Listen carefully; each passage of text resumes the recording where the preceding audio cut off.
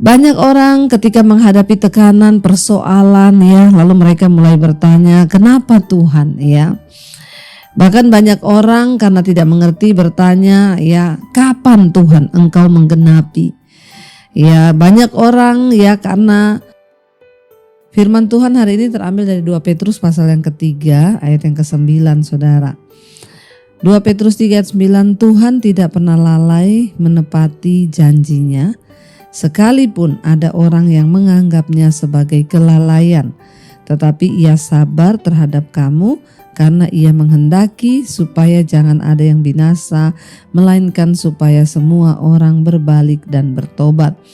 Saudara, dengan jelas ayat ini berkata Tuhan itu tidak pernah lalai menepati janjinya.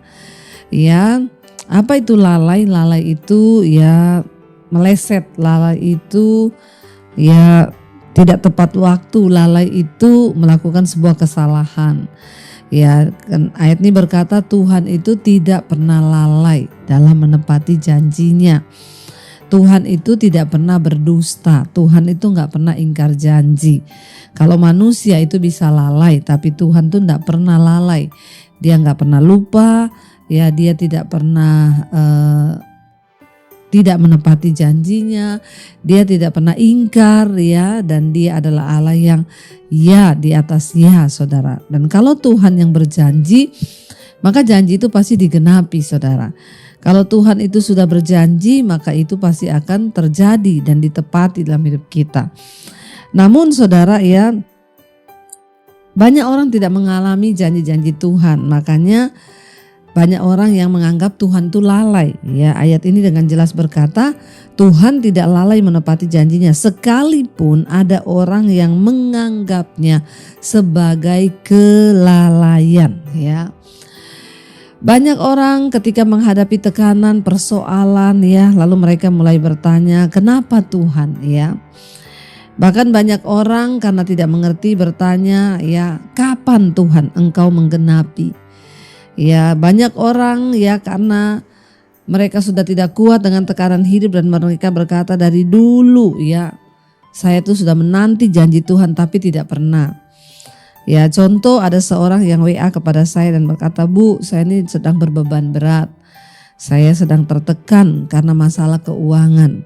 Saya balas ya, "Yang sabar Ibu, tetap percaya dan tetaplah berharap kepada Tuhan. Berdoa cari Tuhan." Lalu dia menjawab saya, "Ya, saya sudah dari dulu cari Tuhan. Saya sudah dari dulu berdoa. Tapi kenapa saya belum melihat janji Tuhan?" Orang-orang seperti ini adalah orang-orang yang menganggap Tuhan itu lalai, ya. Mana janji Tuhan? Kenapa tidak terjadi? Saudara, ada begitu banyak hal yang tidak kita pahami dengan pikiran kita sebagai manusia. Dan itu hanya bisa kita pahami dengan cara pandang Tuhan. Ya, pertama, yakinkan pada diri kita bahwa Tuhan tuh gak pernah lalai. Itu dulu, Saudara. Dia gak pernah salah. Saya sangat terberkati dengan seorang anak kecil dalam sebuah wawancara. Ya, ada anak kecil tapi di luar negeri, Saudara. Dia kena kanker. Ya, kepalanya botak karena di kemo. Lalu anak itu ditanya, Saudara, ya, "Kenapa kamu mengalami sakit ini?" Dia bilang, "Ya karena Tuhan izinkan." "Kenapa Tuhan izinkan kepada kamu?" Dia berkata, "Ya mungkin karena Tuhan merasa aku orang yang tepat untuk ya mengalami ini, makanya Tuhan izinkan." Lalu ditanya lagi, "Loh, kenapa Tuhan menganggap kamu tepat? Ya, apakah kamu tidak merasa Tuhan itu jahat mengizinkan kamu kena kanker?" Lalu dia berkata, "Enggak, saya enggak pernah merasa Tuhan jahat. Justru saya bersyukur saya yang mengalaminya sehingga ini tidak menimpa papa saya, kakak saya, mama saya. Biarlah saya yang mengalami ini. Ya, karena ya saya percaya kalau Tuhan izinkan saya yang mengalami, maka saya pasti kuat." Saudara, orang-orang seperti ini adalah orang-orang yang sangat percaya dan sangat tahu bahwa dia menyembah kepada Tuhan yang benar, Tuhan yang tidak pernah lalai dan tidak pernah salah. Ya dari segi pandangnya Tuhan, dia justru berkata, aku bersyukur karena kalau aku ini yang kena begini, ya bukan papaku yang kena, bukan mamaku yang kena, bukan adikku yang kena, tapi aku. Wow, saudara, saya melihat iman yang seperti ini itu iman yang luar biasa. Di satu sisi banyak orang yang hanya karena mengalami masalah keuangan, masalah gini-gini merasa Tuhan tuh di mana? Aku sudah berdoa loh, tapi buktinya saya tidak pernah merasa, saya tidak melihat Tuhan menolong. Saudara, ya, tanamkan dari hati kita pertama kali itu berkata bahwa aku percaya bahwa Tuhan itu tidak pernah lalai. Ya, Tuhan tidak pernah lalai untuk menepati janjinya. Sekalipun banyak orang yang menganggapnya sebagai kelalaian. Kalau Alkitab menulis banyak orang yang menganggap Tuhan itu lalai, berarti memang banyak. Mungkin termasuk kita hari ini ketika sedang menyaksikan dan mendengarkan renungan ini, ya mungkin dalam hati kita juga berkata, iya ya, kenapa ya saya belum mengalami begini, kenapa dan kenapa dan kenapa. Berhentilah bertanya saudara, tapi yakinkan dirimu bahwa Tuhan itu tidak pernah lalai. Nah, kenapa saudara? Ya, seringkali kita merasa bahwa Tuhan tidak menepati janjinya. Ayat ini berkata disambung di sana, Tuhan tidak pernah lalai menepati janjinya sekalipun ada orang yang menganggapnya sebagai kelalaian.